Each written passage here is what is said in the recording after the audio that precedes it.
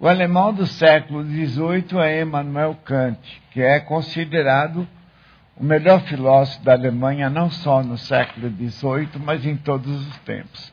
Embora ele não seja um filósofo empolgante ou espetacular. E o Sócrates é a figura mais apaixonante da filosofia grega antiga. A filosofia grega antiga teve homens que não foram inferiores ao Sócrates, como Platão, como Aristóteles, mas Sócrates é o mais engraçado, é o mais espontâneo, é o homem que lidou mais abertamente com as questões políticas, as questões vivas de Atenas no século IV. Então nós tentaremos fazer essa ponte no âmbito moral.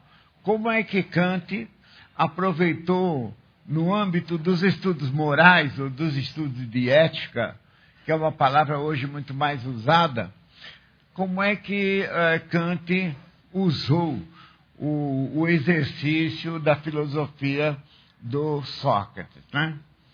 Então, inicialmente, a figura do Kant traz coisas esquisitas e também interessantes do ponto de vista da informação, tanto quanto Sócrates. O Kant foi um homem que morreu aos 80 anos, passou a maior parte da vida lecionando numa cidadezinha a nordeste da Alemanha, uma apagada cidadezinha chamada Königsberg, e o Kant lecionou várias matérias ao longo da sua vida em Königsberg, não porque ele era um especialista em variedades, mas porque ele sabia, ele devia saber os fundamentos da revolução cultural que ele patrocinou no mundo. Então ele tinha que saber muita astronomia, lógica, tinha que saber bem matemática, e era um filósofo por vocação, e outras coisas que ele teve que estudar. E ele nunca saiu da sua cidade. Nem um dia sequer ele viajou. Ele nasceu e morreu em Königsberg, e mensalmente ele organizava umas reuniões na sua casa, em que os convidados dormiam meia hora e ele entrava, acordava todo mundo e fazia-se uma palestra, e depois terminava. Ele era metódico em tudo, e todo mundo sabe que até virou proverbialístico o fato de quando chovia na rua dele, ele saía com o guarda-chuva segurado por seu servo, ou quando ele saía e não havia chuva logo de manhã, os vizinhos diziam que o professor está passando por lá, e portanto eram 8 horas. Né? Às 8 horas é que ele passava infalivelmente na sua rua. E ele depois, no fim da vida, ele passou a ser conselheiro até para a Fundação de Estradas de Ferro. Ele foi um velhinho muito erudito, muito simpático, e dava aula muito bem, segundo alguns grandes membros do idealismo alemão, que ele era um excepcional professor. Mas era um homem estranho, que escrevia numa linguagem muito garranchosa, muito difícil. E se as obras dele fossem passadas a limpo por grandes escritores, dando um bom estilo, ele seria um êxito sem igual de bilheteria. Como aconteceu com parte das obras do Hegel, que também era muito incompreensível, mas parte das obras dele foram republicadas pelos alunos. Então ficou uma obra-prima, ficou uma coisa maravilhosa. E então, no caso do Kant, uma das coisas que ele gostava muito era a lógica e gramática, né? Então ele partiu, em grande parte dos seus estudos, sempre de orações principais e algumas orações subordinadas, que unidas ele chamava de juízos. Então ele queria dizer com isso que os nossos pensamentos podem ser formulados através de juízos. Não só podem, devem ser formulados através de juízo, porque um pensamento é uma relação entre um sujeito e um predicado. O predicado qualifica o sujeito, né? Eu digo, o navio atravessou o mar de gelo. O sujeito é o navio, atravessou o mar de gelo, é o predicado. Então, a partir desses estudos entre sujeito e predicado, ele estabeleceu umas 12 categorias de orações que recobrem todo o universo da grande curiosidade humana. Curiosidade intelectual dos homens. Cabe naquelas 12 categorias de orações. Então, nós falaremos dos dois principais tipos de orações que ele usou para iluminar o seu credo moral, o que ele acha da moral ou da ética. Ele usou dois tipos de orações. Então vamos ver como seriam essas orações. Elas seriam chamadas imperativas.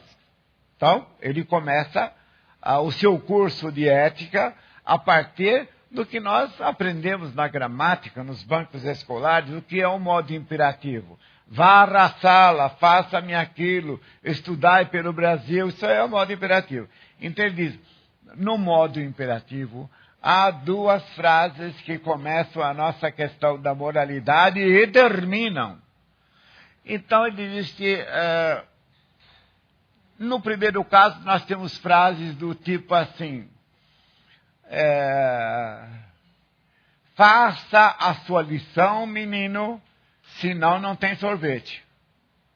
Faça a sua lição, menino, senão não tem sorvete. Bom, a condição aí é faça a sua lição, é a própria ordem, né? A finalidade para o menino, a principal, é sorvete. Ganhar sorvete. Então, faça a sua lição, senão não conseguirá ser premiado. Então nós temos que essa frase, ela encerra um imperativo, mas ela condiciona a ação do imperativo a um prêmio final, ter o sorvete. Foi entendido? Hein? Assim como o médico, quando a gente vai no médico, ele fala, se não tomar remédio, não fica bom. É assim mesmo que ele fala, né? Se não tomar o remédio, não fica bom. É a mesma coisa, é uma forma imperativa diferenciada, né? Figurada. Tome o remédio, senão nada de cura, né? É uma forma, colocando imperativo, tome o remédio, senão não vai se curar. Então, novamente, o imperativo, o conselho que se dá, que é sempre moralístico, qualquer conselho é sempre ético, porque é um conselho bom, é um conselho mau, então ele sempre vai envolver a mudança na ação do indivíduo que recebe esse conselho. Case com mulher não menos de 40 anos. Ponto. Aí o cara não diz o porquê. Se não, aí pode acontecer também uma frase imperativa desse jeito, onde você não tem a finalidade, não tem a explicação nem nada. Mas então, nesse caso que eu disse agora, case com... O Exildo fala isso para o irmão dele. Case com mulher que não tenha nem mais, nem muito mais, nem muito menos de 30 anos. É do poema Os Trabalhos e os Dias, do autor Exildo, segundo poeta grego em importância depois de Homero. Então, os conselhos extraordinários, esse Exildo. Então, case com mulher que não tenha nem mais, nem menos de 30 anos, porque senão você não fica rico, por exemplo. Aí foi colocada uma determinada finalidade, né? Porque senão você não fica rico. Bom, mas eu me preocupei em dizer o que ele acha das frases imperativas que tem a explicação da ordem, né? Por quê? Porque é o que a gente faz no dia a dia. Então, nosso dia a dia, a nossa praxis, é atravessada diariamente de ordens para nossos inferiores ou para nossos parentes, ou conselhos, acompanhados mais ou menos de uma justificativa acerca do porquê nós estamos dando essa ordem. Essa justificativa fala do que vai acontecer para o indivíduo se ele não obedecer. Ou então essa justificativa pode ser a autoexplicação psicológica do indivíduo. Estou dando essa ordem, porque se eu não te explicar isso, eu me sinto mal não te explicando. Ficou claro isso? Agora, o Kant fala, bom, tem um segundo tipo de frase imperativa que é bem melhor. Por exemplo, estude. Pronto. Não diga estude, senão eu te vou dar uma porrada na cabeça. Não, não tem nada disso. Estude. Essa é melhor. Você vai se casar comigo um dia? Vou. Então eu pergunto, por que essa frase é melhor? A outra ainda desafoga, não é? Dá um pouco de trelas à conversa. Aí não. Né? Você vai cumprir a sua tarefa? Vou. Aí a ordem, a promessa, ela fica muito sintética. Ele acha que é melhor assim. Mas por que seria melhor? Aqui alguém teria uma ideia para dizer por que é melhor eu falar para uma pessoa, leia. Todo mundo, mas lê o quê? Lê por quê não? Leia. Por que seria melhor? Bom, o Kant acha que é melhor porque essa frase tem pureza. Porque ela não tem conversa mole. Porque ela não tem psicologia escondida. Porque ela não tem falsidade. Leia, não faça isso. Não tem explicações. Ela é uma ordem autossuficiente. E o indivíduo que deu essa ordem está completo, é sincero, está total e não tem mais nada na cabeça, trama nenhuma, malícia nenhuma. Então ele se sente com a autonomia para dizer uma frase simples, uma ordem simples, sem ficar com arrependimento de ter dito ou com vontade de voltar atrás, etc. Então uma ordem tem que ser dada imediatamente, com o menor número de palavras e sem necessitar explicar nada. Uma ordem não deve ser explicada. A não ser que seja uma ordem militar que exige informações, estratégia, etc. Mas fora disso, não. Então, uma ordem não deve ser explicada. Nade bastante. Faça bastante ginástica. Como se chama esse tipo de imperativo? Esse tipo de imperativo se chama categórico. É um imperativo categórico. E por que imperativo categórico? E o outro imperativo condicional? Bom, o imperativo condicional vocês já entenderam, porque uma coisa é condição da outra. É uma espécie de barganha, né? É dando que se recebe. A primeira frase é a frase da barganha política, etc. E a segunda frase é a frase que eu dou uma ordem, porque eu tenho certeza nesse momento que você merece ouvir esta ordem, e não quero saber se eu posso estar um pouco errado ou não. Eu me jogo inteiramente na minha crença. Então, o juízo categórico é audacioso. Ele não fica pensando no medo ou no perigo, ou se vai custar caro, ou se vão falar mal da pessoa que dá a ordem. Não, ele é totalmente um momento de bravura, de valentia, em que a pessoa se sente dona da sua responsabilidade de dizer, e só tem que ver com a sua responsabilidade, com o seu dever, então dá a ordem. Sem relação com mais nada, nem precisa explicar. E se acontecer alguma coisa por ele não ter explicado, não tem nada que ver uma coisa com outra. Se o camarada foi atropelado porque ele não explicou uma frase imperativa, não tem nada que ver com o que ele disse. Deu para entender ou não? Então, o imperativo categórico também pode ser explicado sem as orações. O imperativo categórico pode ser o que aconteceu, por exemplo, acho que foi em Brasília, há 20 anos atrás, ou mais. Foi um imperativo categórico em silêncio, também existe em silêncio.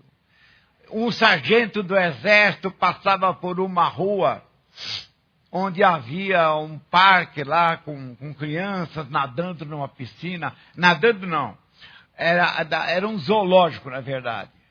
E algumas crianças caíram na piscina de uns bichos muito, muito ferozes, chamadas ariranhas. E as ariranhas se atiraram sobre 3 ou 4 crianças, querendo devorá-las. O sargento não pensou se era bom, se era mal, se era certo, se não era. O que iam falar, o que a mulher dele ia falar quando ele voltasse em casa, o que o médico ia censurar da perna dele, de ter sido comida pela ariranha. Ele não pensou em nada e nem pensou em tirar a roupa e se jogou e salvou as 3 crianças. Isso é imperativo categórico. Ficou mais claro agora? Hein? Imperativo, cara, eu vou. Porque eu tenho que ir.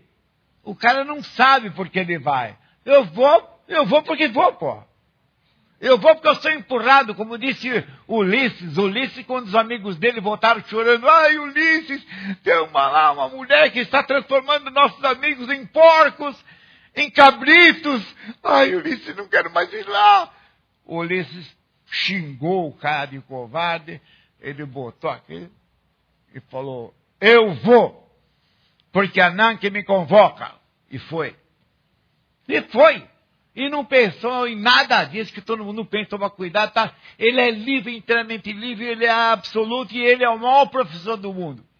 O camarada que toma uma atitude dessas em nome do imperativo categórico é o maior professor do mundo, porque qualquer pessoa que vir, qualquer pessoa que pensar no que ele fez, vai querer fazer como ele fez. E vai querer ver as coisas como ele vê. Então, o imperativo categórico é o único ato moral que pode ser universalizável. Os atos morais não são universalizáveis, porque em geral são muito falsos. Eles têm muita hipocrisia. O imperativo moral não tem hipocrisia nenhuma. Ficou claro? Eu fico preocupado quando eu falo muito e não dá para entender. Então, tanto pode ser na frase, como pode ser no silêncio. Entendeu? Então, faz a coisa, vou lá e faço. Bom, então,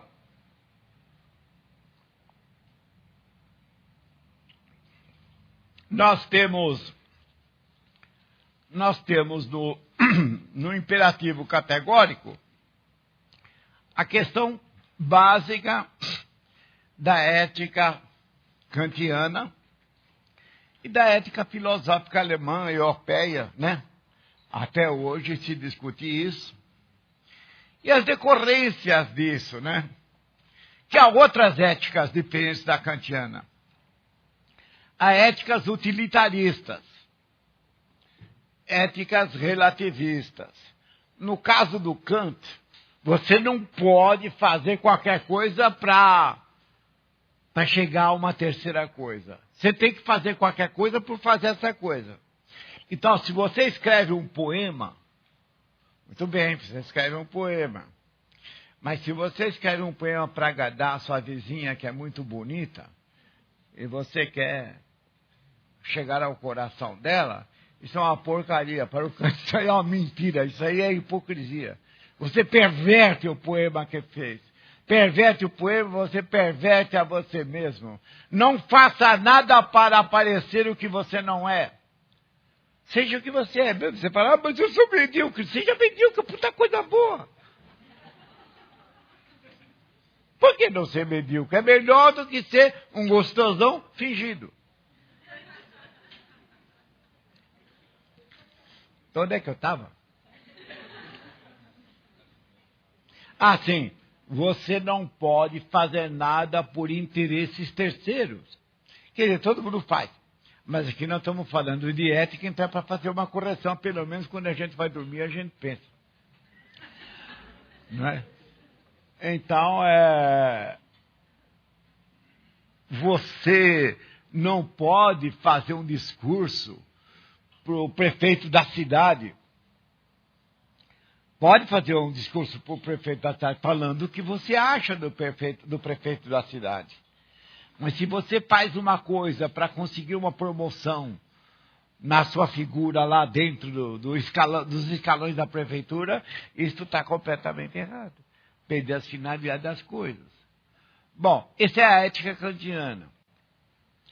No caso das éticas que não são kantianas, a mais conhecida é a ética utilitarista, que fala o seguinte: não, está certo escrever um poema para conquistar a moça. Pois ele vai estar fazendo o poema para conquistar a moça, ele não está fazendo a poesia para fazer poesia. Ele quer ser feliz. O âmbito da ética tem como objeto a felicidade. Se nós queremos ser felizes, nós devemos fazer as coisas que sejam permissíveis para nos dar felicidade. Na ética kantiana, você não deve ser bom ou deve ser justo para ser feliz. Ser ético não leva necessariamente à felicidade. Mas a ética utilitarista, sobretudo a pragmática, que se desenvolveu na Europa, mesmo na antiguidade já se desenvolvia, ela acha que o homem deve fazer tudo, menos o mal, para ser feliz. Ele, se possível, ele vende a dignidade dele, não vai fazer mal para ele, não vai fazer mal para ninguém, pode vender a dignidade dele, pode vender as opiniões, as belas opiniões políticas que ele tem, ele vende. Ele vende porque precisa de dinheiro, ou seja, ele não vai mais falar que são dele. Pode até isso. Se trata de felicidade, então, e ele quer a felicidade a todo custo, a ética utilitária trata disso. Hoje a ética utilitária domina o mundo, né? Quer dizer, todo mundo faz as coisas por conquistar outras coisas e mais outras coisas e mais outras coisas. Então, o que se pergunta é, a ética kantiana suportaria um mundo como hoje? Por exemplo, na questão do prazer, como é que o Kant poderia entender a questão do prazer? É uma questão de um dever? Porque para Kant tudo o que é importante é o dever. Você sente intimamente o dever de fazer uma coisa, então você faz. Então o prazer, será que é um dever? Então não parece a Kant que seja um dever. Antes do prazer, tem anterioridade do prazer, os feitos bons, os feitos de caridade, os feitos de ajudar aos outros, os feitos de ajudar a sociedade, tudo aquilo que pode ser considerado pela consciência como um dever a cumprir, isto o Kant aceita, né? Agora, as éticas da utilidade venceram, porque o pragmatismo venceu. Não há hoje outra maneira de viver senão aquela que o mundo impôs de 70 anos para cá, que é a ética do pragmatismo. Então, nós temos que a ética do Kant ainda funciona em alguns casos em matéria de religião, por exemplo, porque ele abriu uma pasta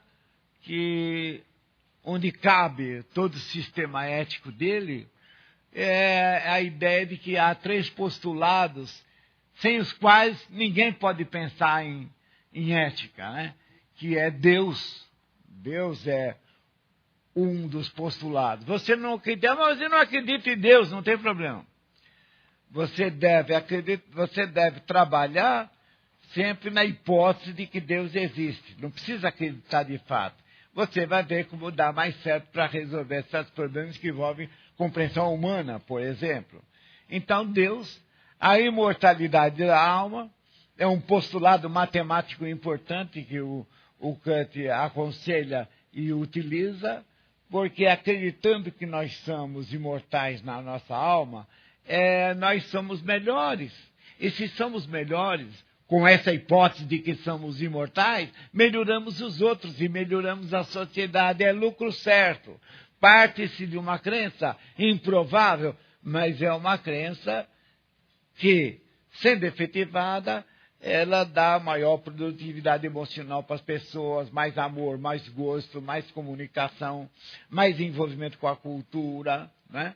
Então, a imortalidade da alma é importante, a ideia de Deus é importante e a alma, ela própria, é um postulado importante. Então, você trabalhando com esses 3 elementos, mesmo que não acredite em nenhum deles, mas se você leva em conta por princípio democrático que deve também entender como os outros entendem, acreditando em Deus.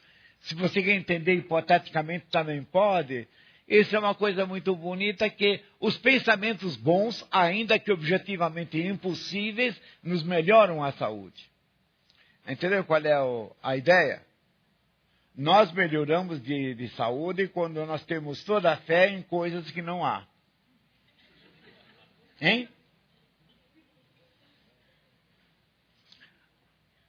Então tinha também lá na ideia do Kant, porque o Kant participava de um movimento romântico da cultura europeia.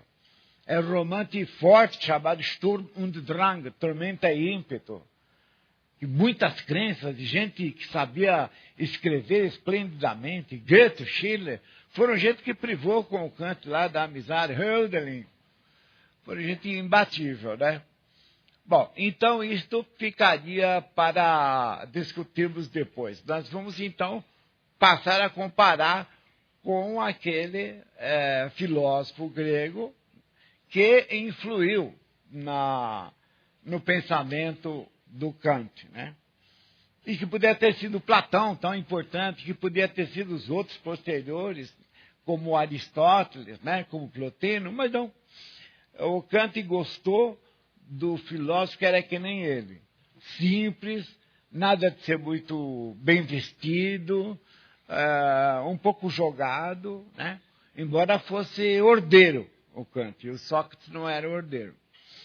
Então, no caso do Sócrates, qual o princípio que nós encontramos na vida dele? Qual é o primeiro princípio? Quando é mocinho ainda, que ele anda pelo mercado, ele conversa com qualquer um. Qual é o princípio que, de certa forma, se descolou da mitologia? Já não confere muito com a mitologia, para começar a atrair as pessoas em torno de Sócrates. Todo mundo pensa que Sócrates era um daqueles filósofos que aparece nas nuvens do Aristófanes, ou da maneira como Aristófanes pintou o Sócrates nas nuvens, como um camarada totalmente aéreo, se alimentando de moscas no ar, subindo nas paredes. Não tem nada disso. Isso aí colaborou, inclusive, com a condenação de Sócrates à morte. Sócrates não foi nada disso. Ele tinha um princípio de... O francês diz petit à petit l'oiseau fait son nid, né? Um pouquinho antes, um pouquinho depois, faz mais um pouquinho, o pássaro consegue fazer o seu ninho. Quer dizer, com a acumulação de pequenos trabalhos e minuciais observações, as coisinhas vão como num tecido. De repente você tem um tecido bonito, com uma imagem bonita, é um todo que não cabe mais naquele conta-gotas, né? Aquele conta-gotas paciente que foi construindo como no tricô aquele tecido que deu origem a uma imagem belíssima.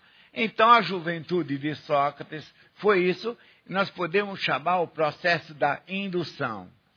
Indução é um modo de se aprender, é um modo de fazer ciência. Quando eu quero aprender alguma coisa e não tenho muito talento imaginário, não sou um pensador cerebral, então eu começo a observar. Aquele cachorro passa todo dia por aqui. Hoje passou por aqui. Amanhã passou. Na quinta-feira não passou. Depois passou. Na quinta-feira não passou de novo. O que significa a indução? A indução é ir observando em séries todas iguais, séries monotonamente iguais. Eu vou observando quais são as diferenças que aparecem de maneira regular. Por exemplo, toda quinta-feira um cachorro passa pela minha casa, pela porta da minha casa. Então eu observo essa diferença e isso é uma indução. A nossa vida diária é uma indução. Eu não sei se vocês perceberam que vocês melhoram com o tempo. Todo mundo melhora com o tempo, mesmo que na saúde ou no amor não vá bem. Também não pode melhorar em tudo. A filosofia não vai melhorar em tudo. Mas todo mundo melhora por quê? Porque todo mundo vai botando para lá, vai botando outra coisa. Ah, isso não faço mais. Ah, aquilo não faço mais. Ah, isso aqui é chato. Então a pessoa vai eliminando as várias coisas e ela vai se filtrando e ela fica como quer ficar. Ela vai ficando sempre como que, ainda não estou bem. Bom, então vamos depurar aqui, vamos filtrar lá. Isso se chama processo indutivo. De observar tudo que vai se repetindo e vai ficando chato, tira. Então, um processo indutivo. Aí um lógico, um teórico fala, mas isso aí não traz novidade nenhuma. Não traz novidade, mas ele traz novos comportamentos. Você muda o comportamento das pessoas, e geralmente para bem, se você vai cortando as asas das pessoas, dizendo, não faz isso que fica feio. Agora eu lembrei, essa moça que andou aí com esse vestido, não era nem escandaloso. Na faculdade, foi expulsa pela faculdade e tal. Era um caso de fazer um estudo, né? Por que as pessoas lá, algumas, se revoltaram contra ela a ponto de ser expulsa da faculdade? Bom, quem sabe, se conversando com ela, fulana, eu não acho que foi o vestido nem nada, não. Não foram com a cara da moça por alguma coisa antipatia gratuita. Bom, isso se elimina. Olha, esse cabelo precisa fazer assim. Agora não faz assim, com a língua. Evita esse modo de falar. Faz assim. Você vai, então, filtrando, corrigindo. Como faz Instituto de Beleza? Filtrando aqui, né? O grau de aceitabilidade da pessoa vai aumentando. E não teria sido nada de um ódio espontâneo, fascismo, nada disso. Teria sido um movimento de ostensiva repulsa de uma pessoa que é auto-obsession. Quer dizer, está na moral, está na apresentação errada, está se comportando de maneira errada. O que não justifica nenhum tipo de violência. Isso é uma coisa absurda. Então, Sócrates começou bem primariamente observando o dia, observando como estão os colegas, fazendo anotações sobre o que o fulano falou no outro dia. Volta, fala isso aqui hoje de novo, fala-se de novo, vamos retomar aquilo lá, vamos retomar de novo. Então ele faz uma coisa bem simples, chamada intuição e prova da intuição. E ele não quer saber de ninguém que chegue nele, isso aí muita gente ignora. E muita gente pensa que ele era um grande teórico.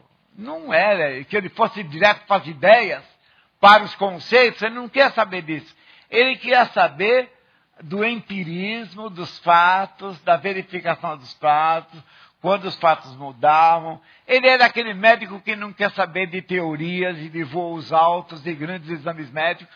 Ele quer observar as coisinhas no dia a dia, o que está acontecendo. Deu para entender ou não? Hein? Esse é o empirismo dele. Portanto, a posição dele é contrária ao racionalismo e aos apriorismos. Ao racionalismo que resolvia tudo com conceitos, com definições. E o apriorismo, quando você tem ideias prévias sobre tudo, ele evitava essas pessoas.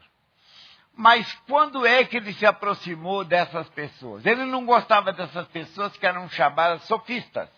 Havia uma legião de pensadores na Grécia, na época do Sócrates, chamados sofistas. Esses sofistas pensavam que a verdade era uma função da utilidade. Como eu acabei de falar do utilitarismo agora há pouco do Kant, os sofistas acreditavam que a verdade era utilidade e comprovação estatística. Não havia estatística, mas era comprovação estatística. Você fazia 5 discursos em praça pública por 5 oradores. Qual é o melhor orador? É o melhor orador aquele que obteve mais aplauso, aquele que emocionou mais o povo, aquele que usou melhor a retórica. Pouco importa se ele não falou verdade nenhuma. Se ele comoveu a plateia, ele é o melhor orador. Então essa foi a praga na vida do Sócrates que ele teve que combater. Essa gente que teve homens de enorme capacidade, como Gorgias, como Protágoras, e que são os sofistas. E um dia, então, E um dia o Sócrates, daquele método indutivo, devagar, ele pergunta, bom, aqui nós chegamos a uma ideia. Nós chegamos finalmente a uma ideia. Vocês queriam uma grande ideia? Bom, essa ideia dessa história que eu contei para vocês é uma areté. Vamos falar a palavra? Vamos repetir a palavra? Areté. Areté. É a ideia de virtude. Finalmente nós chegamos à existência de uma ideia. Essa ideia é uma virtude. Uma virtude e uma predisposição ao bem, que pode ser especializada. Predisposição ao bem moral, da luta livre, por exemplo, na luta. Predisposição ao bem artístico, predisposição ao bem intelectual. Tudo isso é chamado de areté. Virtude, areté é o nome de tudo. Areté foi o primeiro conceito que ele selecionou. A primeira coisa voando no ar, autônoma e livre, foi essa ideia da areté. Bom, então, ele falava para os seus discípulos. Então, o que é areté? A areté é o seguinte, a pessoa, ela tem o dom de nadar muito bem, ela salta nas Olimpíadas. Só que isso não é areté. Isso é exemplo de areté. Não confunda o exemplo empírico de uma coisa com a ideia, a constituição abstrata dessa coisa. Então ele foi gradualmente saindo daquele empirismo dele e chegando ao âmbito das ideias, dos conceitos. Nunca no nível do Platão, que viria como aluno seu. Depois o Platão foi admirável nesse desenvolvimento do mundo das ideias. Mas ele chegou na ideia universal. Para ser universal não pode ser coisa. Representa uma coisa, mas não pode ser coisa. E não pode ser retrato de uma coisa também. É eidos, chama-se eidos. Eidos é imagem, é uma imagem que não se pega, só se tem na cabeça, está nascendo a filosofia. Bom, e esse eidos, quando a gente tem finalmente, a gente entende o que não entendia. A gente só entendia o baralhamento dos cacos das coisas com que trabalhávamos em laboratório.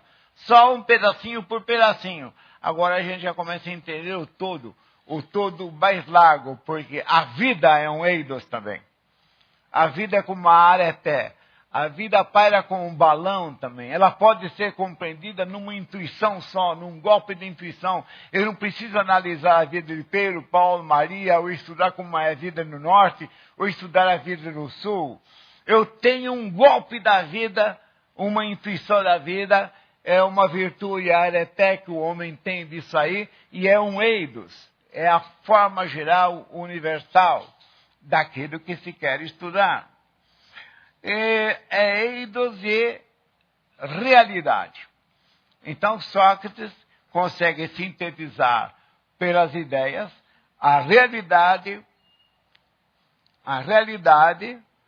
e a vida. Foi o máximo que ele quis. Ele não queria depois analisar a vida dentro, não precisava mais analisar, é só compreender a vida num golpe, numa intuição, e compreender a realidade numa intuição. Então, já está formado o que ele queria.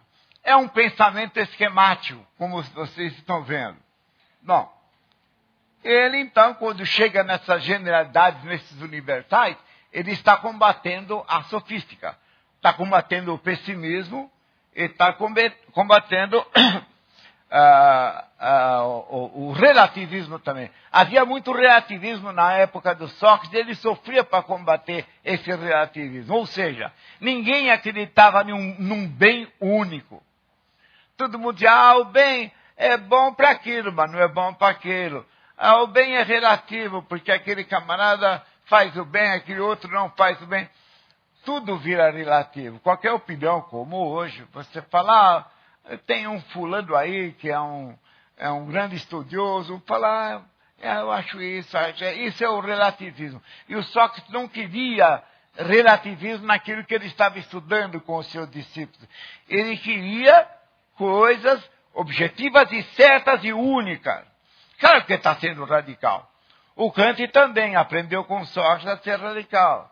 O Kant dizia o seguinte, aliás, numa frase que nem ele conseguia entender.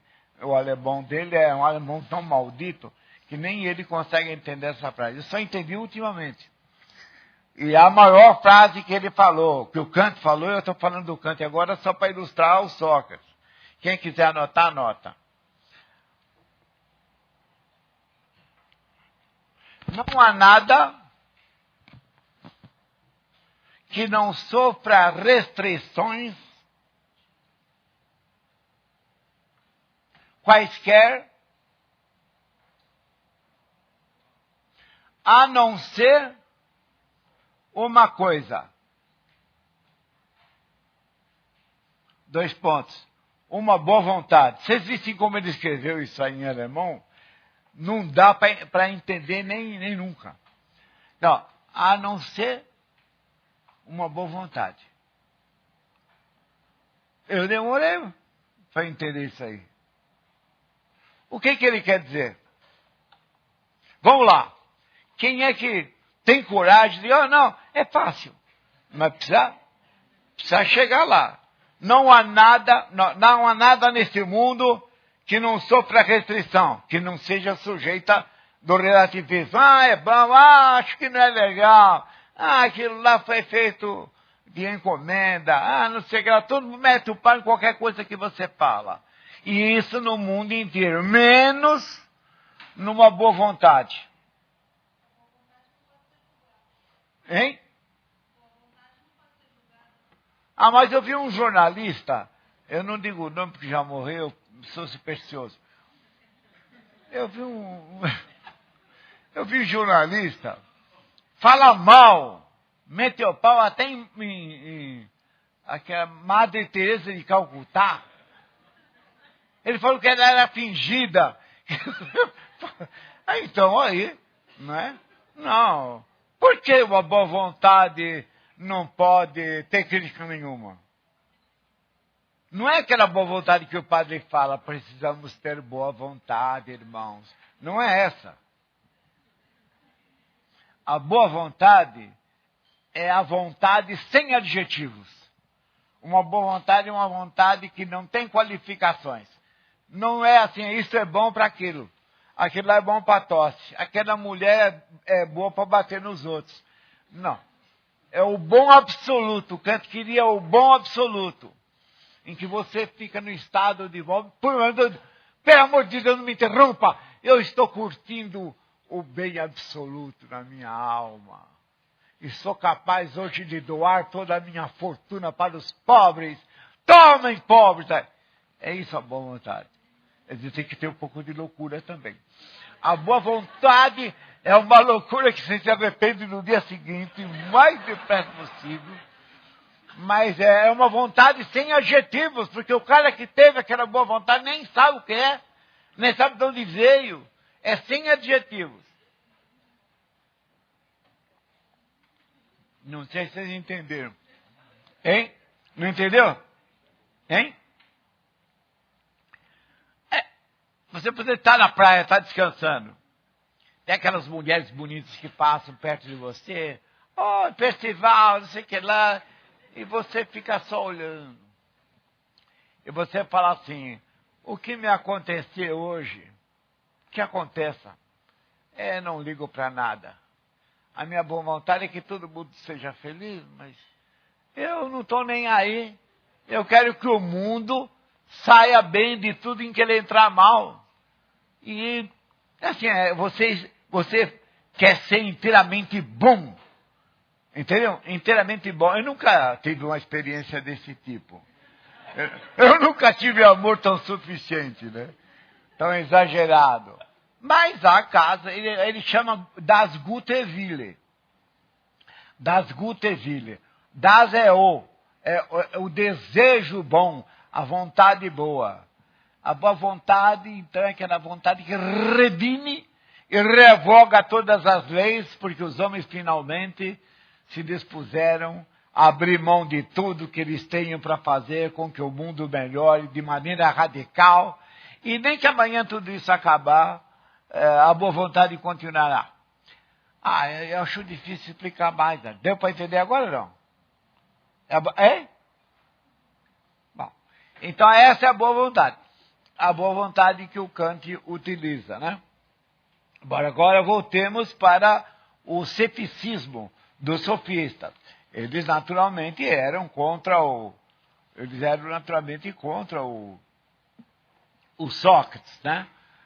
E o Sócrates conseguiu vencer a resistência dos relativistas e começou a desenvolver a sua ideia de bem, na qual ele não acreditava. Essa é a ideia de bem que vai dar na boa vontade do Kant. Então ele começa a desenvolver que há alguma virtude melhor do que a bondade. Summum bonum. O summum bonum não é apenas o bem, mas é o bem máximo. Ele começa a procurar os fundamentos do bem máximo.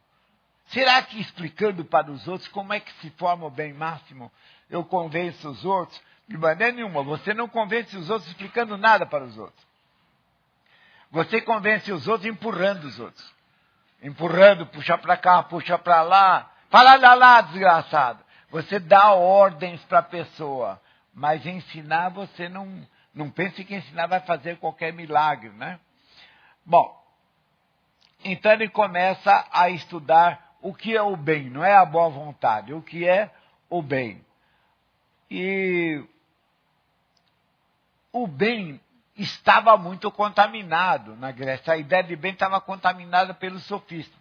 Então, bem, o grego dizia que era o sinferon. Sinfero é a grana. O bem para o grego é a grana, o dinheiro, é o lucro, como está no livro primeiro da República, que vocês devem ler. O primeiro livro da República é sensacional. Ele discute essas coisas. Era o sinferon. Então, crésimon, que é lucrativo, né? Ofélimon, que dá dinheiro, dá lucro, né? Ou o bem, então, para eles estava no redi, uma coisa que fosse redeia no feminino. Redi é que fosse prazeroso. O bem estava no prazeroso. Ou o bem, então, estava no argentário. Ou o bem, então, estava na machice. No cara que conquistou a riqueza que ele tem, o poder, por ser macho, por ser violento, por superar os outros. Primeiro livro da República.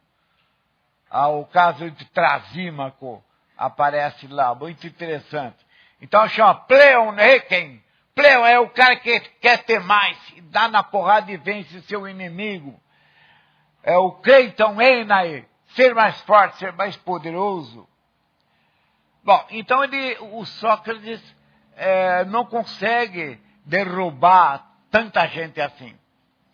Então ele discute na casa de o Sócrates só andava na casa de rico. Ele não ia nunca na maloca. Isso é uma coisa interessante. Você nunca viu o Sócrates andando com o pobre. Então, ele andava, às vezes, no mercado, conversar com todo mundo com quem eu procurasse. Mas ele não procurava. Então, ele está discutindo com Cállicles, que era também um cara que odiava ele, o Sócrates. Porque o Sócrates fazia uma campanha contra o Partido Democrático. O Sócrates era aristocrata. Então ele estava discutindo essa questão com Cállicles. O prazer não é o bem. O bem não é o redeia aquilo que é gostoso, não é o sexo maravilhoso e bem feito. Não é nada disso. Não é a bebida, né? E o Cállicles disse assim, não. Vamos ver se a gente muda o seu sistema. Existem dois tipos de luxúria. Uma boa e outra má. Por que não pode ser assim? Bom, aí talvez possa ser. Existem dois tipos de prazer, um bom e outro mau. Então o Sócrates tem a possibilidade, finalmente, de progredir no seu sistema. Ele vai fechar o sistema. O que há é que há um prazer mau. Eu vou falar do prazer bom, né? Então, qual é o critério deste prazer bom? Se não é beber demais, se não é exagerar no gasto, se não é exagerar no luxo, na vaidade. Então, o que é bom? Ele fala, olha, o que é bom, agora que ficou assim, é o prazer de ser sofós. Repitam comigo, por favor. É o prazer de ser sofós. Eu sou sofós. Vocês são sofós? Sofós é sábio. É o prazer de ser sábio. Não é ler os livros aí na biblioteca da São Luís, não. É você ser sábio, você saber se afastar das coisas que são muito fáceis, que são muito promocionais. E se você é sofós, se você é sábio, você tem o que a sabedoria consegue, que são as virtudes. E as virtudes que tornam mais sábio o indivíduo são aquelas virtudes que podem ser levadas a todos os indivíduos. Então, o sofós e o frônimos, como Sócrates, são elementos que lutam pelas virtudes, porque eles passaram a acreditar nessas ideias, nessas aretai, que podem mudar o mundo. Uma é saber lutar. Saber lutar é uma virtude. Não é lutar de qualquer jeito. Saber nadar é uma virtude. Saber conversar é outra virtude. Isso aí que é o bem. E aí, então, ele diz que o conjunto de todas as virtudes se dá num uno intuitivo. Você tem um uno intuitivo em que você compreende todas as virtudes. Aí o Sócrates diz o seguinte, mas será que nós vamos ficar nisso? Ou será que existe uma coisa a mais do que a virtude, ou que está na virtude e nós não percebemos que pode progredi-la? Aí ele fala, o que falta, o Sócrates fala, isso aí no diálogo do Gorgias.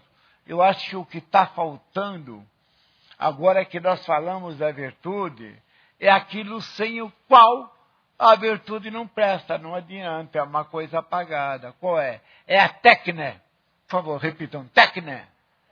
É a técnica. Ninguém é bom sem técnica. Mas o que é técnica? É o que vocês entendem por técnica. Aquele ferramenteiro é bom na técnica dele. Ele sabe usar os instrumentos e tal. A técnica de plantar, a técnica de jogar futebol, a técnica é o savoir-faire. Já não é mais o savoir-penser. Já não é mais pensar abstrato, já não é mais ter virtude dentro do coração só. Não, é ter virtude agindo, fazendo as coisas, como o Pelé quando jogava bola. Ele não ia parar para ter virtude de pensar em jogar futebol melhor. Ele não ia fazer nada que não fosse jogar futebol. Ele jogava futebol tão bem que a gente via que aquilo era uma virtude esplendorosa nele. Mas o médico, o ferramenteiro, o estudante, eles têm técnica de fazer o que fazem. Então, a palavra de ordem para Sócrates, o jovem, bem entenderam, é técnica. Então, começa a ordem, o tecnopensar. Pode se formar essa palavra, que um professor, meu amigo, da USP, inventou essa palavra, tecnopensar. É o pensamento tecnicizado. Ele age, constrói, e ele estende o braço dele através dos instrumentos que ele usa nos braços. A técnica estende todas as partes do nosso corpo. Nós ficamos com possibilidade de correr velozmente num automóvel, encurtar a distância. O médico que fica olhando por aqueles instrumentos tem capacidade de enxergar milhões de vezes melhor. Então a técnica multiplica finalmente as virtudes que multiplicam as boas ideias. Aí eu falei, o cara que estava discutindo com ele era Callicles. Callicles é um discurso que ficou, é um diálogo que ficou na história, no livro Gorgias. Então, o Sócrates falou, bom, então o que eu postularia seria não propriamente viva a técnica, mas uma moral da eficácia. Quer dizer, aí ele faz uma conciliação em como vocês veem, parece que perdeu a graça. Porque ficou moral da eficácia. O Kant não chega a isso. O Kant fala, moral é moral. Moral não tem essa de usar a ferramenta especial para conseguir uma melhora moral ou comum de se melhora o sexo através de técnicas clinicamente garantidas. Isso não faz parte da moral. Isso faz parte da felicidade. O camarada vai no médico e eu não consigo agradar fulana, ciclana, beltrana. Eu preciso, você tem que ir no dentista primeiro. Ah, bom, foi no dentista. Agora, o que nós vamos fazer com o senhor? Vamos fazer uma cirurgia aí, colocar implante, qualquer coisa. Isso aí gera a felicidade. Mas a felicidade não é ética. Não quer dizer que seja sem ética, mas a felicidade não é ética, nem para o Sócrates e nem para o Kant. Você é feliz? Tá bom. Mas isso não quer dizer que você vive nos padrões da consciência de um homem que analisa a sua vida e sabe dos seus erros e sabe dos seus acertos. O camarada que é feliz, ele se mantém nesse plano animal do consumo da vida. Toda pessoa feliz não pensa.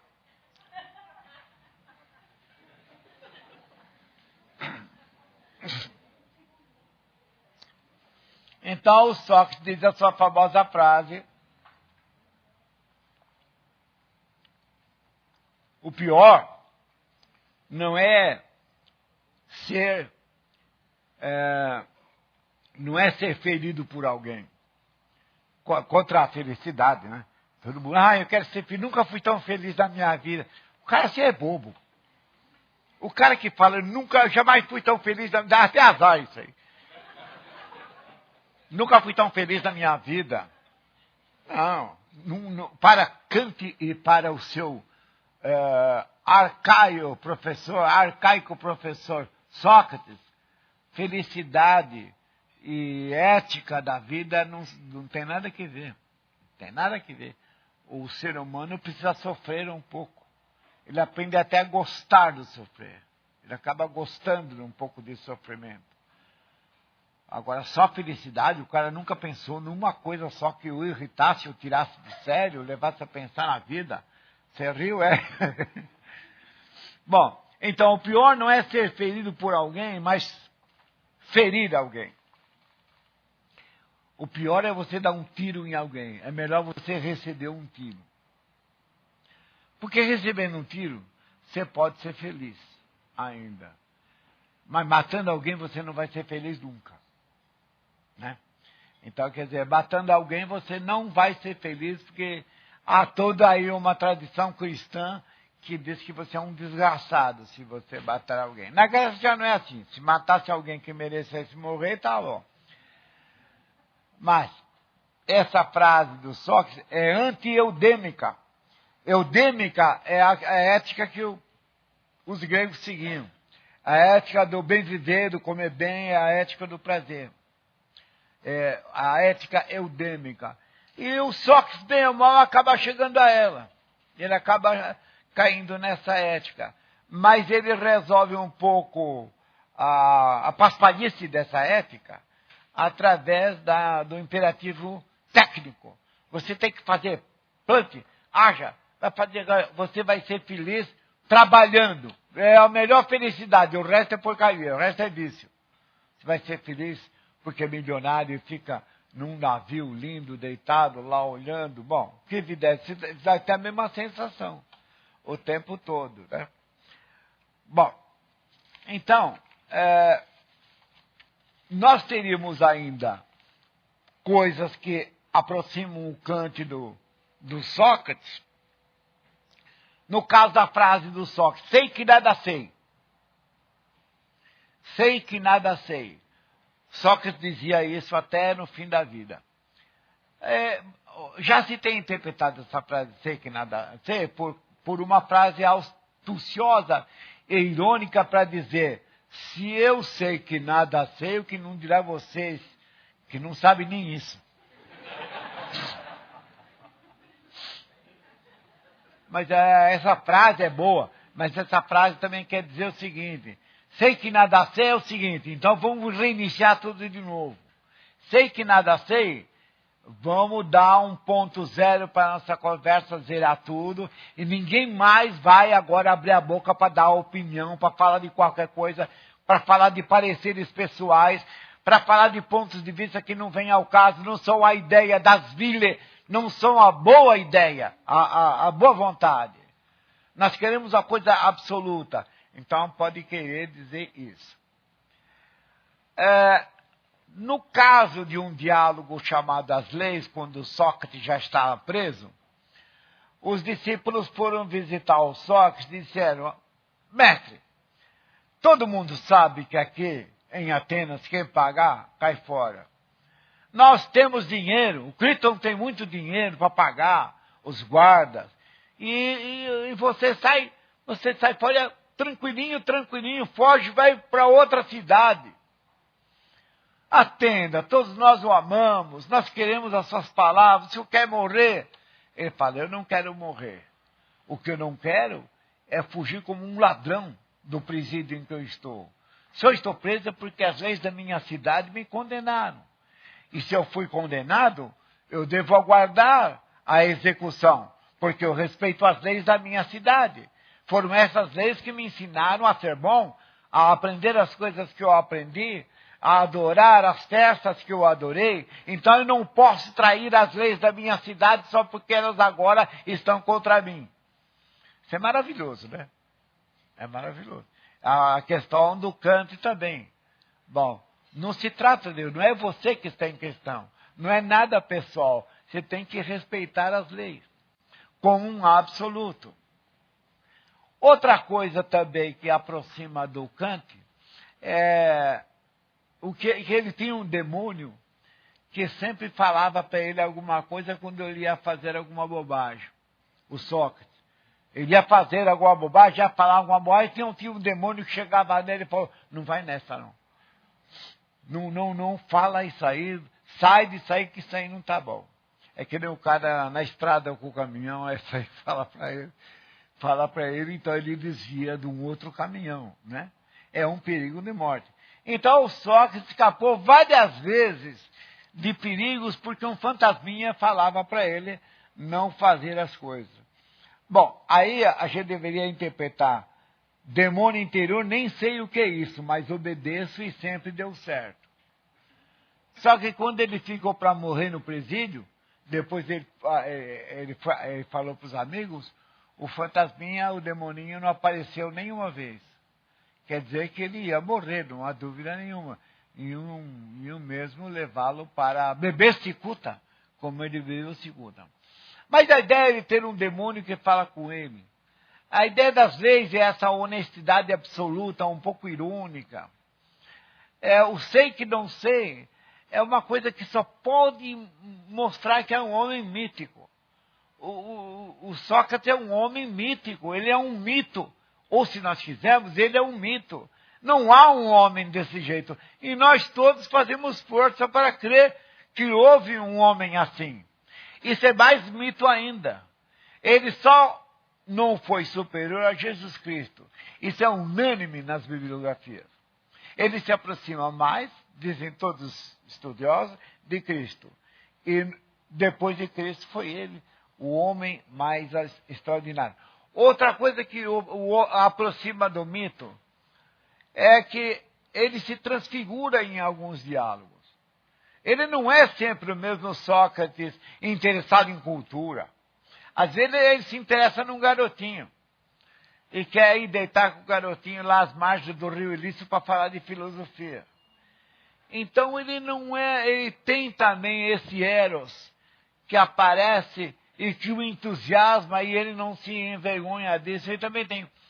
Mas então esse homem é um conjunto de grandes fotografias dele próprio, em posições diferentes e com atitudes diferentes, todas elas maravilhosas.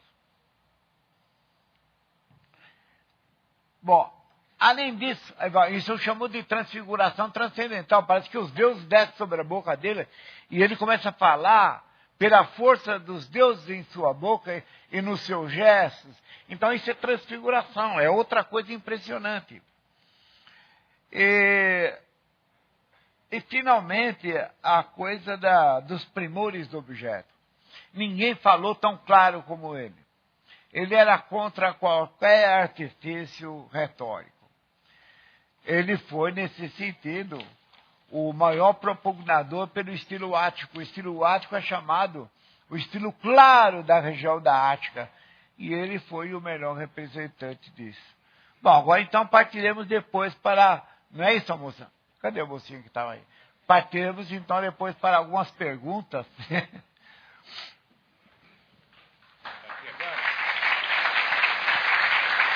Muito obrigado.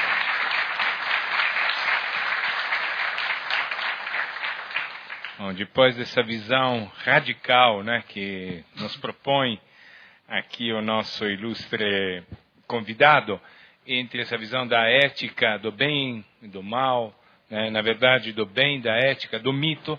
Então, agora já estamos mais afiados nas dúvidas, podemos então propor algumas perguntas e interagir. Agora fala bem alto para poder ouvir. Isso, falem bem alto, aguardem por favor que a câmera chegue até vocês e falem alto porque assim todo mundo vai entender melhor. Muito obrigado. Não tem ninguém lá em cima. Mas se alguém, por favor, procurem ser breves e objetivos para dar oportunidade a todos de se manifestarem. Obrigado. Fala. Sou Joe. Oh. Com o microfone é bom. Bom, curto e grosso, parabéns. Tem que ser assim, né? Parabéns. Obrigado. Parabéns. Uma pergunta rápida. Bom, primeiro, parabéns, claro. Você disse que toda pessoa feliz não pensa. Então, quem é triste pensa? Como é? Você disse que toda pessoa feliz não pensa. Não pensa. Portanto, quem é triste pensa? Pensa.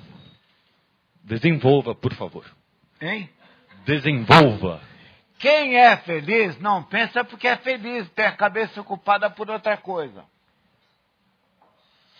Quem é triste está tentando entender por que eu sou triste, só eu sou triste nesse mundo. Descartes, penso, logo existo também. Eu.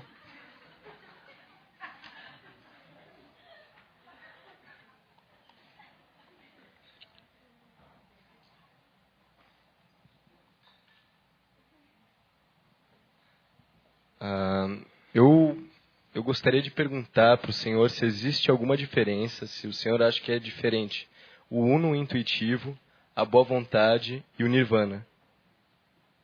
Como é? Se existe alguma diferença ou se você acha que eles estão falando da mesma coisa. Se o uno intuitivo do Sócrates, a boa vontade do Kant e o nirvana, eles são a mesma coisa. A última que você falou. Nirvana. Liparose. Nirvana. É péssimo. O nirvana. O nirvana. Bom, nirvana não foi falado. O intuitivo foi esse grupo intuitivo das virtudes, né? É um milagre humano. Você pensa na virtude, por exemplo, de ajudar aos outros. Pô, é tão bonito ajudar os outros. Mas eu podia ter outra virtude. Eu podia, por exemplo, seguir nos meus estudos de medicina e depois ajudar as pessoas doentes, etc. Tal. Aí, não, mas também é outra virtude. Eu podia ter 3 virtudes, ou 4 ou 5. De repente você fala assim, eu podia ter todas as virtudes. E esse todos, faz assim, zum, as virtudes somem da sua cabeça para você economizar energia. Então, você guarda as virtudes por intuição. Você não vai praticar uma virtude por pensar nela. Você pratica uma virtude por pensar de maneira generalíssima na virtude. Eu vou ser virtuoso, aí tá bom. Aí você pode fazer qualquer virtude. Mas pensar em cada virtude para poder realizá-la, aí nós ficamos autômatos, né? Então é isso, é uma coisa que a filosofia da linguagem moderna consertou. A outra pergunta é... mesmo. Hein? Na verdade, é que você falou do uno intuitivo como esse momento de intuição em que você percebe todas as virtudes, né? E você falou que o único momento de não restrição é a boa vontade, e também existe o conceito de nirvana, E tudo parece uma percepção intuitiva do todo, uma coisa assim. Queria saber se você acha que tem diferença nos 3 conceitos ou se eles não são mesmo, são muito próximos. A boa vontade, eu não consigo acreditar nela em termos muito generalizados. Eu acho que a boa vontade, ela aterrissa, que nem um asteroide no mundo, de repente ela sobe do nosso planeta, vai embora. Então você levanta um domingo de manhã, você anda, você fala, porra, hoje eu estou bom, estou querendo fazer uma boa coisa. Eu quero fazer alguma coisa boa, eu quero fazer alguma coisa que fique para os outros. Isso é raro. Isso aí vai embora, ninguém é assim. Aí você faz uma coisa. A mulher lá tá vendendo um amendoim, coitada, ela já passou 5 horas sem vender um amendoim, você vai lá e compra um saquinho de amendoim. É uma boa vontade. Você não tem fome nem nada, você fez aquilo, deixa eu ajudar essa mulher. Não precisa ser uma coisa apaixonante, rica, Hollywood. Não, pode ser uma coisa simples. A boa vontade, às vezes, ela vem como um paraquedinhas sobre nós, né? Nós temos a boa vontade, praticamos-la, e depois ela vai embora, porque nós vamos pensar, por que fizemos aquilo? E por que fizemos aquilo? Somos ridículos de fazer uma coisa dessa, comprar amendoim, você tem vontade de comprar amendoim? Talvez alguém me viu, pensando que eu preciso de amendoim, até, entendeu? Então, o raciocínio é a pior coisa que há. Vai romper com o seu nirvana. Quer dizer, o nirvana não é um conceito grego. É um conceito oriental, mas é indo-europeu. Então, ele se aproxima de um conceito de felicidade imperturbável e pacífica da consciência. Mas Kant era contra e Sócrates também era contra. Todo mundo que é um pouco tecnológico não gosta de nirvana.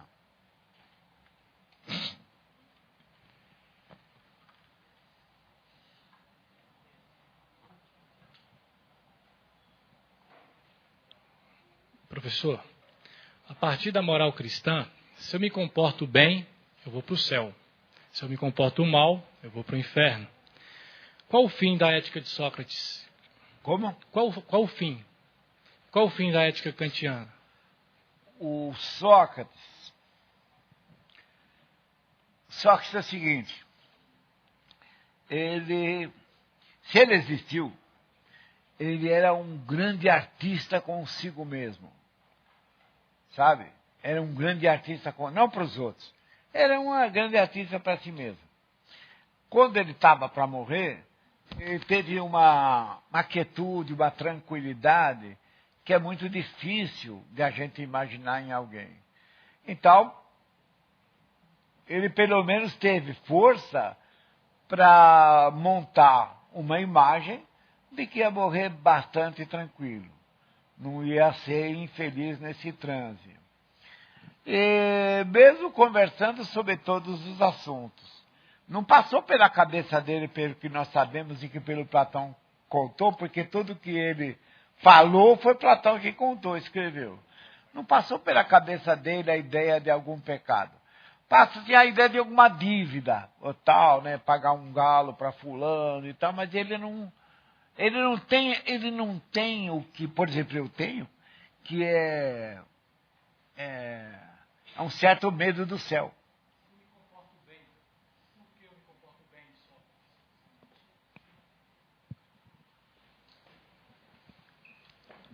Na moral cristã, a pergunta é assim, se eu faço algo bom, é porque depois eu vou ter uma recompensa, tem um fim. E Sócrates, a ética socrática, se eu faço algo bom, se eu me comporto, se eu sou um homem virtuoso, como eu entendi que Kant, eu sou virtuoso porque eu sou virtuoso e o fim da virtude é ela mesma. E Sócrates? Bom, Sócrates acha o seguinte, que a maior recomendação do bem é que o mal é muito pior.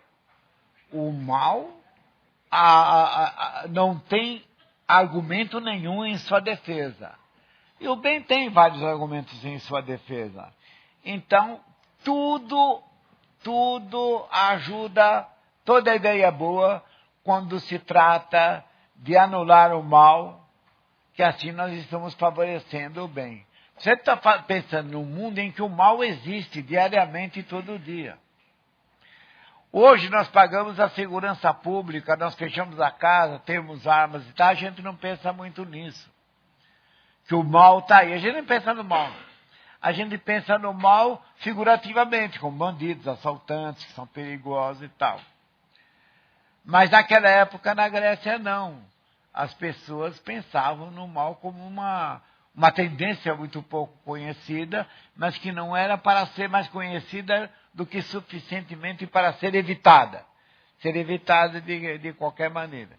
E quando o mal era praticado por algum grande, algum colossal figurante da política, então havia 1000 justificativas para dizer que o que ele fez era explicável, era natural, porque ele teve razões para fazer.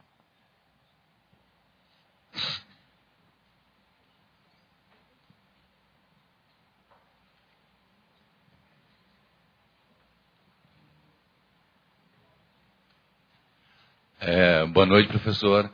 Pela primeira vez eu achei uma exposição sobre Kant, eu me diverti sobre ela. Parabéns, porque é a primeira vez. Essa boa vontade, ou essa vontade boa de Kant, hoje, nos dias de hoje, não fica só na formalidade? É possível praticar essa ética? Eu não gosto de falar de mim, né? Não vou me elogiar. Mas eu procuro praticar essa ética todo dia. Eu faço coisas mesmo na minha vida que eu acho esquisito, todo mundo acha esquisitas. Outro dia eu dei um carro para um motorista que estava doente, lá na minha região. Ele estava com câncer na coluna e ele precisava de um carro. Eu tenho meu carro, dei meu carro para ele. Não estou me elogiando, estou dando só um exemplo para mostrar que a minha é vizinha. Entendeu? Mas eu gosto. Eu sou feliz só nessas horas. Eu sou feliz só. Outro dia fui lá perto da Rua dos Ipês, onde tem um sebo delicioso. O sebo vende livros a R$1. Então eu já comprei belos livros naquele sebo lá. Aí eu sei que tem uma padaria muito prendada, muito bonita, moças bonitas vão lá e eu gosto de ver. Vou comer alguma coisa, comer um lanchinho, alguma coisa e tal. Então eu estava lá comendo lanche, aquelas mulheres, aqueles trouxa perto delas, né? E aí eu vi no fundo assim, um bolo de gente, a cabeça de um negro se levantar assim, que nem uma cobra espumante, né? Então eu falei, o que aquele cara está fazendo naquele meio lá?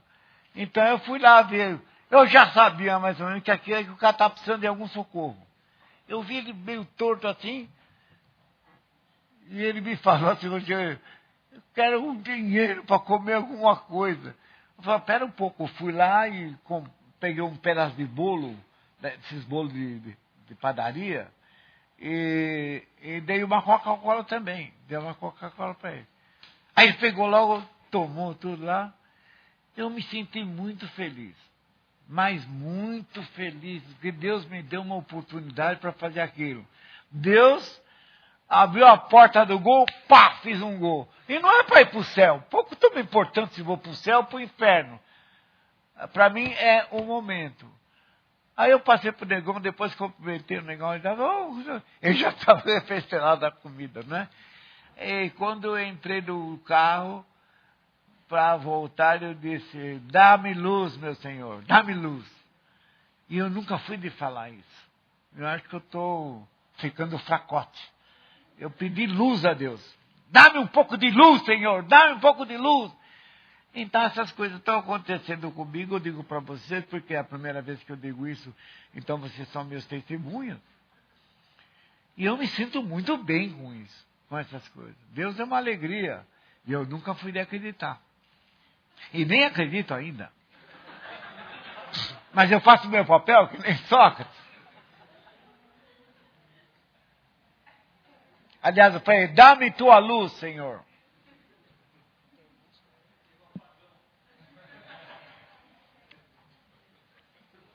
Quem vai fazer pergunta? Boa noite, professor. Aqui na frente. Oi. Eu sou Felipe Lavinhati, editor do site da CPFL Cultura. Primeiro, eu repasso os parabéns dos participantes da internet que acompanham a transmissão dessa palestra de hoje no nosso site, o www.cpflcultura.com.br. Tivemos uma grande participação dos internautas hoje, inclusive de fora do país. Vieram algumas perguntas dos Estados Unidos também.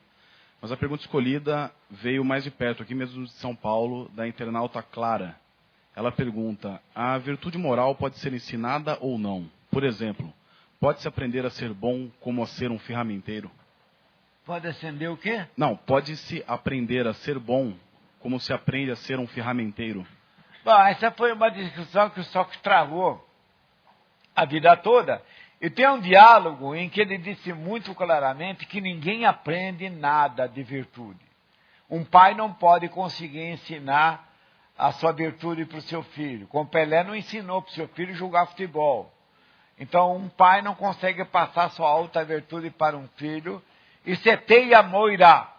Teia moira é para ficar com a pessoa que recebeu. Moira é o presente, o Deus dá. Tó, fica com isso. Você vai ser bonitão. A sua moira é a beleza. Teia é porque é divina.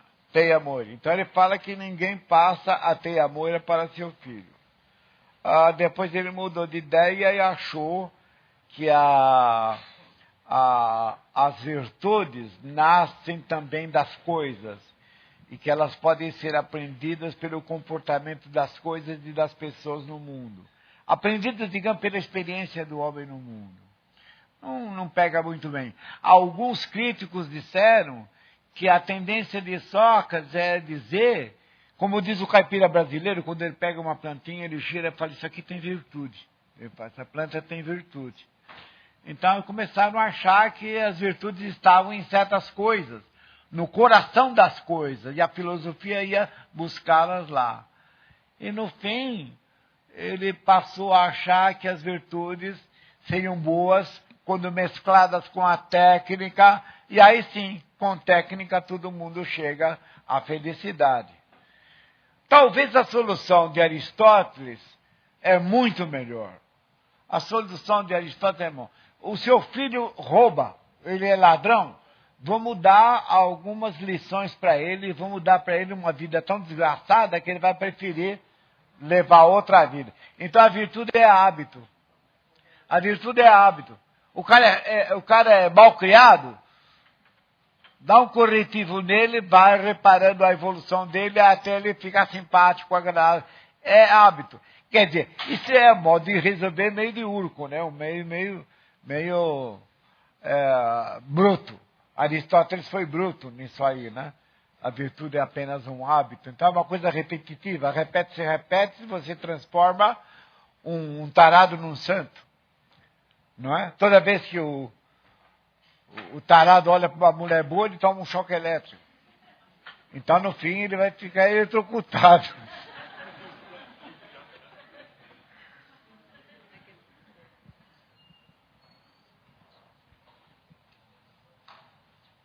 Olá, boa noite. Vamos ler essa questão logo que você acabou a sua palestra, mas o que você falou agora há pouco, na pergunta anterior, reforçou essa ideia. Quando você se guia pela moral e age única e exclusivamente pela finalidade da ética, isso não traz uma paz interior e, consequentemente, uma real felicidade? Quando você se guia pela moral com a finalidade exclusiva da ética, como é a sugestão de Sócrates, de Kant, você não obtém com isso uma paz interior e, consequentemente, uma real felicidade? Eu tenho uma felicidade quando eu pratico uma boa ação, mas não é boa ação convencional no sentido menino pratica boa ação. Não é nesse sentido. É quando eu faço alguma coisa de algazarra, eu fico muito feliz. Quando eu faço uma algazarra, quando eu faço uma brincadeira, ou como nesse último caso que eu contei, eu me sinto muito feliz. Mas essa felicidade é como se eu participasse do júbilo geral do acontecimento. Se eu dou uma esmola, eu também estou me dando uma esmola. Então eu participo da esmola sendo recebida. Eu participo do júbilo, de dar a esmola. Não é de quem dá a esmola e continua sendo superior no dar. e o outro inferior não receber. Não, tem que anular isso. Você tem que dar esmola, para não vai gastar muito. Depois você me dá o troco, hein, cara? Eu sempre faço isso, que é para mandar embora o demônio da vulgaridade. Né? Como eu fazia, por exemplo, eu colocava no carro, quando parava na esquina, tinha um cara que sempre põe lá um negócio, lá no espelhinho do seu carro, depois ele vem buscar se você quer ficar ou não, você compra, né? E eu me divertia, eu pegava uma nota, eu escondia a nota naquele negócio lá. E o cara pegava e eu falava, ô cara, você não vai levar o dinheiro? Então ele vinha e via o dinheiro, aí ele ficava satisfeito, mais feliz do que tivesse recebido o dinheiro lá. Então você trabalha ludicamente, convida, você não faz simplesmente as coisas que mecanicamente te levem para o céu. Mas você faz as coisas que podem inclusive te levar para o inferno, porém sinceramente.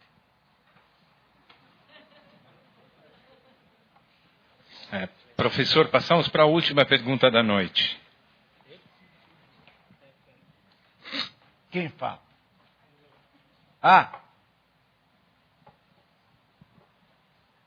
Pode falar? Boa noite. Eu fiquei com alguma dúvida, né? Quando você falou dos 3 princípios lá do Kant, da ideia de Deus, do homem imortal e da alma, né? Da alma imortal. Aí eu fiquei um pouco na dúvida, porque o Kant é um idealista, aí você falou, não, se não acreditar em Deus, tudo bem, mas é bom porque todo mundo acredita. Me passou um pouco de uma ideia meio de utilitária, né? Então para mim ficou meio paradoxal. Não, se o Kant era um idealista... Foi o Kant. Não, o Kant, estou falando então, dos 3 princípios do Kant. Kant. Estava nos postulados do Kant. Isso. Então, me passou uma coisa meio contraditória. Se o Kant ele tem essa coisa meio categórica, imperativa, esse idealismo, ao ele falar, tudo bem, acredita em Deus porque todo mundo acredita, é bom acreditar, vale a pena acreditar que a alma é imortal, quer dizer, me parece uma coisa meio utilitária. Será que eu entendi direito? Ou o que acontece aí? Isso aí ele colocou para colocar um telhado no sistema. Isso é o telhado. É a última segurança no sistema. O que ele analisa mesmo é a filosofia prática. O Kant analisa a ação humana, a ética humana, como uma coisa prática. Não precisa pensar nela. Você tem que fazer. Sempre aquilo que está envolvido com a moral. Agora ele tem que justificar mais ou menos o sistema que ele está construindo. Então ele põe esses 3 postulados que vão garantir contra qualquer argumentação de que ele construiu um sistema sem as ideias absolutas que formam o limite do sistema, o limite último do sistema. A ideia de Deus, a ideia da alma, tem que ter esse limite. É como a religião hoje. Você lê a Bíblia, você gosta da Bíblia, eu gosto da Bíblia, e tem coisas que às vezes gosta mais do que as outras. Mas a Bíblia fala que o mundo teve aquele tipo de origem. E por que colocaram que teve aquele tipo de origem? Porque não podia deixar de colocar. Aquilo lá houve. Bom, se aconteceu, aconteceu daquele jeito. Na marra, sem explicação nenhuma e de repente o começo do mundo. Todo começo é absurdo. Até casamento. Todo começo é absurdo. Nada se encaixa, de repente se encaixa. Eu fui dar aula um dia num curso que chegava gente toda atrapalhada, cheio de mala. Então eu falei, aqui nunca vai sair uma aula. Em 5 minutos, tudo se organizou, os caras sentaram e o professor começa a aula. Então, isso não faz muita questão. Isso aí apenas encobre o sistema. Todo sistema tem que começar de um ponto. Esse ponto é absurdo, não faz mal. Ele é o pai. Ele está começando. Então, o primeiro sempre sai errado, mas ele tem a grande virtude de ser o cimento para, em cima dele, colocar os outros. É o postulado, é aquilo que se pede, por favor, para construir um sistema. Entendeu? E ninguém dá muita bola para isso. Muito bem. Obrigado, professor Medina.